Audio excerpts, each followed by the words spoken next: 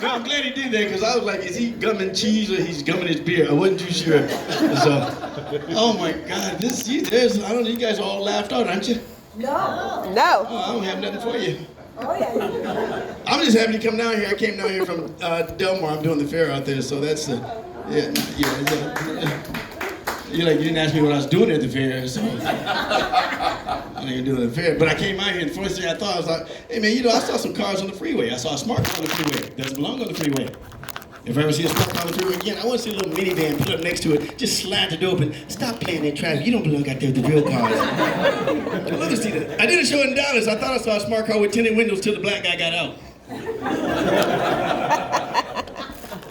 Is that too soon?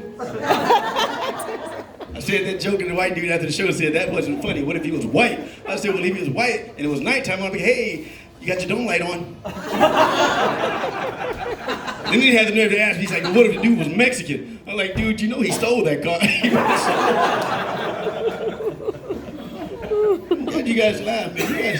Are you swingers out here? You guys are swingers? No, you're like, this is Temecula, and I know we have it in Arizona. I'm from Arizona originally. Are you swingers? No. Come on, tell the truth. Everybody says about Temecula, because you got the little blue rocks or the blue light that you turn on your porch, and people be walking up like, oh yeah, knock on the door, like leave the keys in the fishbowl. You see, you laugh because you know how they do that.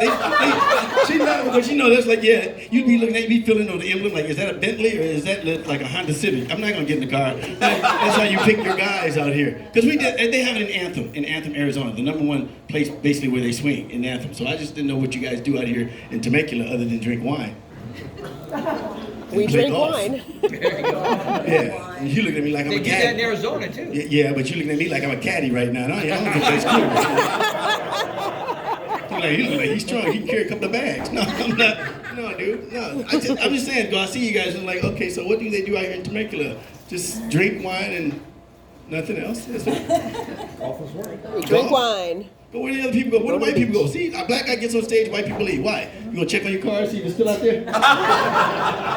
Like, he just came in. We don't know if he was out there ransacking our cars or not. And you see what she said earlier? She says, okay, this is how it works. She says, okay, she does it by donations only, right? You're like, donations if you enjoy the show, donations. If not, then, because it's how the comics get paid. If you don't enjoy the show, let's put it this way. One of y'all might get robbed tonight, okay? I need money to get back to the Delmar, so I'm just saying, and I'm not gonna be a valet and doing that. Because I did a show out there in the Bellagio Hotel in Vegas.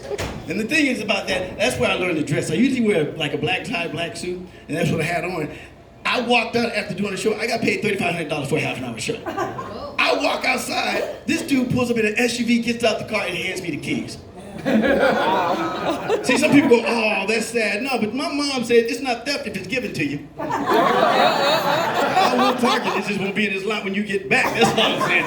You can see it right now. I gave my keys to a black valet. We don't have a black valet. And I was down south, I was at the Piggly Wiggly. You guys know about the Piggly Wiggly back in South Carolina? Yeah. See, I didn't know anything about that. The first time going down there, I'm a cool dude. I'm from Indiana originally. So, I was taught with manners. So I saw these older couples, a white couple, coming up to the door. So I figured I'm gonna hold the door for them. I pulled it open. You got the old guy like, oh, that's nice. Piggly Wiggly's got a door man. I'm like, what the hell?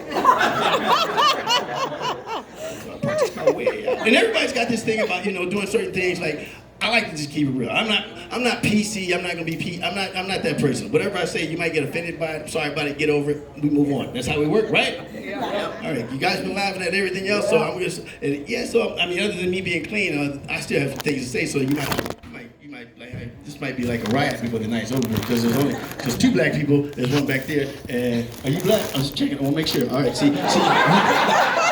I know it could be Puerto Rican, you never know. You're like, you Puerto Rican, I'm like, you like Puerto Rican. People call me Puerto Rican too. So it's like, I'm Haitian or whatever. Because I did a spot in, Jamaica? I went to Jamaica and they walked up to me, they're like, what is this? And I'm looking at them like, what? They're like, what is this? And they're like, what's your nationality? I'm like, well, I'm from a mixed marriage. My mother's a woman, my dad is a man. What the hell's your problem?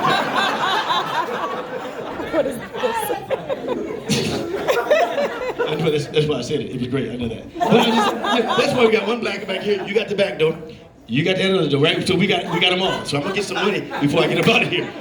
Because we got to scatter around. We had this little plan. Just like, okay, we're gonna sit strategically. We put the women right there because they could go out and get the cars first. That's all. But that's good, man. But I was doing these things like these other shows, and you just never know what's gonna come out. I did some shows over in Germany. Now, I'd like to give a round of applause to the troops. So thank you guys for the troops, the vets. Much appreciated. Thank you very much. Really appreciate that. Because it's not easy to be in another country and doing things. Now, I'm out there in Germany. I'm in Ansbach and Kattelbach. There's no black people really in Germany. Really, see, none. So I'm walking around with my translator. We're walking around, we're checking out village to village to village. We're just checking out things, just going from village. Next thing you know, she notices a black guy coming out of the village. And she hits me. And she's like, do you know him? Really? Really? And we're looking at each other, but me and the black guy, because black people have a universal language. So as we're walking, I look at the black guy and we have an eye contact conversation like, you're not a hostage, right? Me either, here's my number. It was 7 seconds of a conversation, so nobody saw that conversation. Me and Brad could go inside of the village, we're doing our thing, we're walking around. 3 to 4 hours walking around in the village. We decide to leave. As we're leaving, the same black guy is going back into the village, almost the same spot, which made me think someone's standing there. One's leaving, let the other one back in. And you know we can't have two of them in the same place at the same time. Oh, no. I've seen them close clubs in the state. But that was the weirdest part, man. Because when I'm in Germany, they gave me a car, and I got to get on the Autobahn, and I'm doing like 180, and I thought that was cool because this time there was no cops behind me. So I'm happy. I go to a familiar place, McDonald's. As I go to McDonald's, I walk inside. You ever walk into a place where everybody just looks at you because it's like, you don't belong? I walked in that place, and everybody just, and I looked around, and I scanned the room. I saw 2 Mexicans in there, and they were looking at me like, what the hell are you doing here? And I'm looking at them like, what the hell are you doing here? And all the white people like, what the hell are y'all doing here? Thinking, man, they do lawns out here too. So I'm in there, and I go, and I'm like, I'll order some food. I'm up there at the counter. I'm like, hey, let me get a 10-piece nugget. She's like, 9. I'm like, that means no in German. I'm like, man, 10-piece nugget. She's like, 9. I was like, oh, I'm not gonna get served at McDonald's either. So I said it again, and she's like, no, we only have 9-piece nuggets. I'm like, you spoke English and you let me look like a fool up in here? So I'm just saying, there's certain things you just never know, man. Now, I like certain jobs, certain people have certain jobs. And I look at it this way, have you ever been to Walmart late night? Oh, yes. As the entertainment or to see the entertainment? No, because I'm like, I went to Walmart one late night. I'm going to put it this way. You ever go in a place and I saw, it was after the show. It was like 2 o'clock in the morning. So I saw this beautiful girl. I mean, I'm like, cool. Hopefully we end up in the same aisle together. That's what I was hoping. I'm walking around the store. You ever walk down an aisle and nobody's down that aisle and you run into a wall where somebody farted and left it? You ever do that?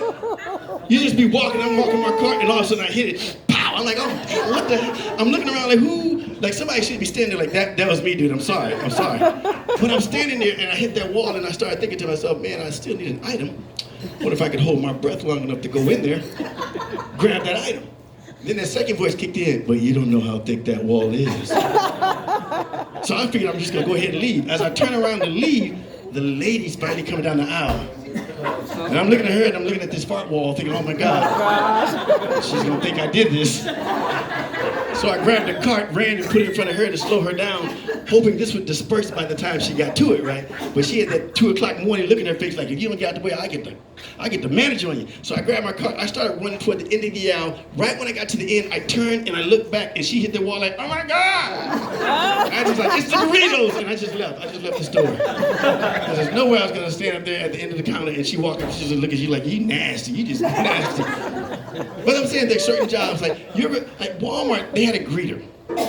That greeter had 1 arm. Wow. Now I don't like to talk about people, but I do. This dude walking in, he's like, hey, welcome to Walmart. Hey, welcome to Walmart. I'm cool with that. He's got the marker in his hand, welcome to Walmart. Cool. I go get my stuff, I walk like 20 minutes later, I decide I'm gonna leave. As I'm leaving, he's like, excuse me, I need to see your receipt. I put my bag down, I hand the receipt to him. He looks at me like he can't grab it because he only got 1 arm. So I put my other bag down, I hold the receipt, and he checks it. And I'm like, nah, dude, I just did your job. No, man. I'm like, you need to take that receipt, stick it out of your chin, and check it. Give it back to me. If you can't do that, you need to be able to express lane with that one arm. Boop, boop. Get these people out of here. I don't like that. Because I look at this. Do you guys like the show Cops? Yes. You do? I can't stand that show. I like Alaska State Trooper. You know why I like Alaska State Trooper? You never see black people getting arrested on Alaska State Trooper. It's too cold. We don't do anything in the cold. You can be in Chicago ready to rob somebody. We walk outside the house, baby, I'm gonna go get this rent. Walk outside, that hawk hit you, we'll go back inside the house. Hey, baby, you mind getting a job till the summertime? I saw this. I saw an Alaska State Trooper, black trooper. He chased the guy down in the car, got the guy to pull over. When the guy pulled over, he got on the intercom. Driver, bring me your license and registration. Driver, bring me your license and registration. Dude got out the car with the paperwork, walked back. Ooh, it's cold. Go ahead and run, sit in your car. I'll run this later. I'm like, what the hell is this about? So that made me think, what if the dude was black that he pulled over? It would go like this. Driver, bring me your license and registration. I'm not getting out! Driver, I would call the white state troopers. You know they don't have a problem getting out. You okay? Looks like she's about to pass gas. No, it's like, this is my world. So when I share what I say, this is what's happening in my world. Like, I look at certain things. Like, you know, we all have our little idiosyncrasies or healings when it comes to medicine. Like white people, black, Hispanic, Asians. Like, when you got sick as a kid, what did you rub on your kid when you were sick and congested? 7-Up.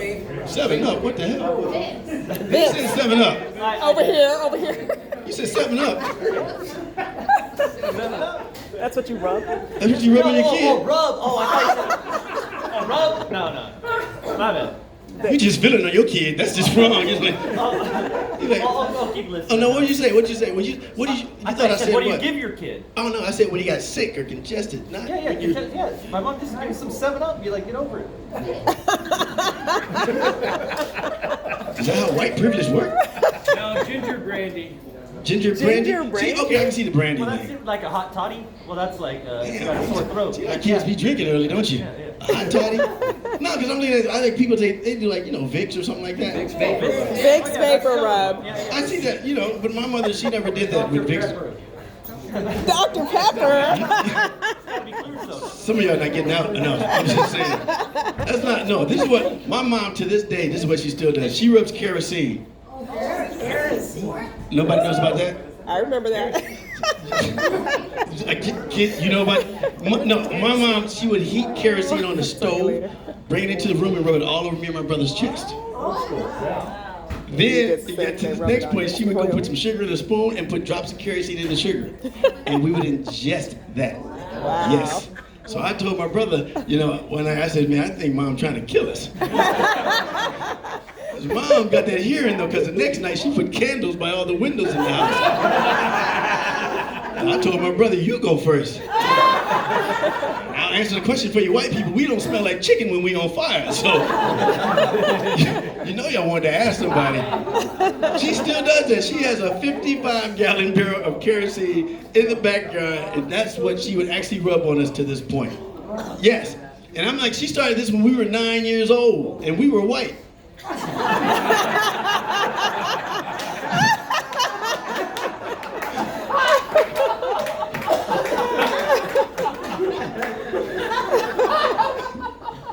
She still does it. I mean, it's just a trip what she does sometimes. They wouldn't even let her fly now because like, for the longest time I thought Shell gas station was a pharmaceutical. And we're gonna go get some medicine, just put in the gas station, and they be outside with a gallon can. I'm like, okay, I guess this is where we get the pills at. I don't know. And then you gotta think about people like, you know, when you get like driving around, like, who's got a DUI before? I mean, see, I got a DUI. I got a DUI in Marin County, California. It's not pretty, but I'm happy I got it because I don't drink and drive anymore. But the thing is, I got pulled over. I'm with a black guy. We're rolling. We're cruising. 3 o'clock in the morning. We get pulled over. I hadn't been drinking like 13 or 15 Stoli Gimlets. So Ooh, whoa. that's not counting the beers. Yikes. So yeah, I'm rolling. The next thing you know, I'm like, oh man. He pulls me over. He's like, have you been drinking? I'm like, I've been drinking. They make him get out the car. He goes and stand under the street light. 3 o'clock in the morning in Sausalito. They make me get out of the car, and then they make me blow. They place me under arrest. They're like, we'll place you under arrest, put you in the vehicle. Okay. They put me in the front seat of the police car. Oh. I've never heard this before. This is the first time I've ever been arrested. He's under the street light looking like, okay, he needs to get a ride home. The other officer gets in the back seat of the car. I'm handcuffed in the front seat. We're driving off. I look over at him like, help me. I kid you not, this fool was like, they're gonna kill you. We drive, I'm thinking, okay, we get to the area in Marin County. It's a jail, but it's located under the building, the courthouse. So the doors go up, and I'm thinking, they are going to kill me. We drive in, next thing you know, everything's cool so far. I'm doing fingerprints. We're doing the fingerprints, and I'm like, okay, but the still inquiring minds want to know, why did you put me in the front seat? So it's a young officer. So I said, hey man, I got to ask you a question. He's like, yeah, what's up? Why'd you put me in the front seat? He's like, well, it is February, Black History Month.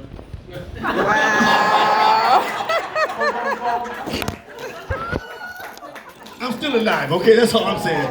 I'm still alive. But people say that's like wrong. No, because you guys, this is your rich neighborhood right here. I see some nice homes out here. I lived in Scottsdale for a little while. This is what happened. Me and my white friend, he's riding with me, we're driving. We get pulled over. The cop walks up to the car, looks in, looks past me, looks at him. Are you okay? Next thing I know, we do this here. I used to live in a white neighborhood in Scottsdale until I got robbed by a white guy. So I decided to move to a black neighborhood.